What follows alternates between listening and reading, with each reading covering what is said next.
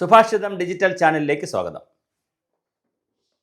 C P ഐയിൽ ജാതി, C P എമ്മിൽ ജ്യോതിഷം, എന്തെല്ലാം കണ്ടാലും കേട്ടാലുമാണ് ഈ കലിയുഗത്തിൽ നിന്ന് ജീവിച്ച് ജന്മമെടുത്ത് പോകുന്നത്. സി പി ഐയുടെ ഇന്ത്യൻ കമ്മ്യൂണിസ്റ്റ് പാർട്ടിയുടെ കമ്മ്യൂണിസ്റ്റ് പാർട്ടി ഓഫ് ഇന്ത്യയുടെ തിരുവനന്തപുരം ജില്ലാ സമ്മേളനം നടക്കുകയാണ്. ഇപ്പോൾ ഇന്നലെ ഇന്ന് നാളെയായിട്ടൊക്കെ നടക്കുകയാണ്. അതിന് മുന്നോടിയായി സി പി ഐയുടെ വാട്സപ്പ് ഗ്രൂപ്പുകളിലും സി പി ഐ ഫോൾഡറുകളിലും സി പി ഐയുടെ ഫേസ്ബുക്ക് പേജിലുമൊക്കെ ഒരു വാർത്ത കറങ്ങുന്നുണ്ട്. അതായത് ഒരു ലഘുലേഖയെക്കുറിച്ചാണ്. ലഘുലേഖ മറ്റൊന്നുമല്ല, തിരുവനന്തപുരം സി പി ഐയുടെ കണക്കെടുത്താൽ നായന്മാരാണ് കൂടുതൽ, ഈഴവന്മാർക്ക് ആ പാർട്ടിയിൽ പങ്കില്ല, ഈഴവന്മാരുടെ എണ്ണം എടുക്കണം.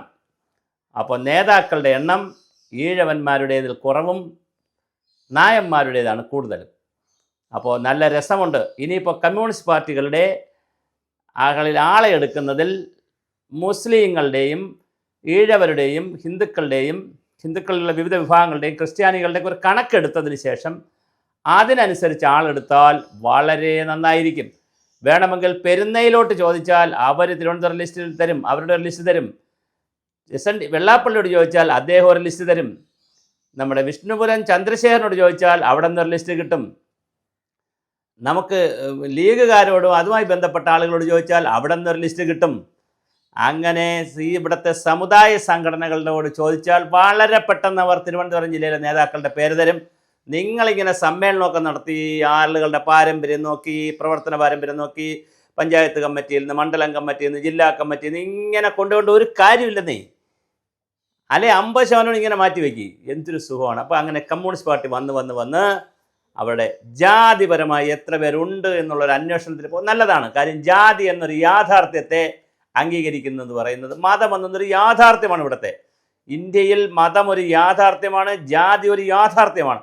ആ യാഥാർത്ഥ്യത്തെ കമ്മ്യൂണിസ്റ്റ് പാർട്ടി ഉൾക്കൊണ്ടിരിക്കുന്നു എന്നതാണ് ഇതിൽ നിന്ന് സൂചിക്കുന്നത്. ഇനി ജാതി വ്യവസ്ഥയ്ക്കെതിരെ പോരാടുമ്പോഴാണ് തമാശ കാര്യം മാറുന്നത്. അത് ആദ്യം അംഗീകരിക്കണം. ഇല്ല മതേതരമാണ് കേരളം എന്ന് പറയുമ്പോഴാണ് പ്രശ്നം. മതേതരമാണ് കേരളം, അതുപോലെ സംഘിയും അതുപോലെ തന്നെ BJP RSS ഒക്കെയാണ് ഇവിടെ ജാതി പറയുന്നത് എന്ന് പറയുമ്പോഴാണ് പ്രശ്നം. നിങ്ങളും ജാതി പറയുന്നു, എല്ലാവരും ജാതി പറയുന്നു.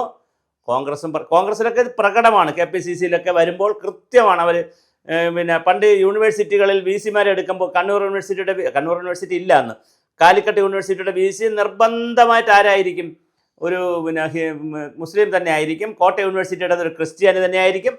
കേരള യൂണിവേഴ്സിറ്റിയുടെ ഹിന്ദു തന്നെ ആയിരിക്കും. ഇതായിരുന്നു ഒരു ഫോർമുല. ഇപ്പോൾ ഇവനെ 2-3 യൂണിവേഴ്സിറ്റി കൂടെ വന്നതുകൊണ്ട് ഫോർമുലയിൽ ഒരു മാറ്റമുണ്ട്.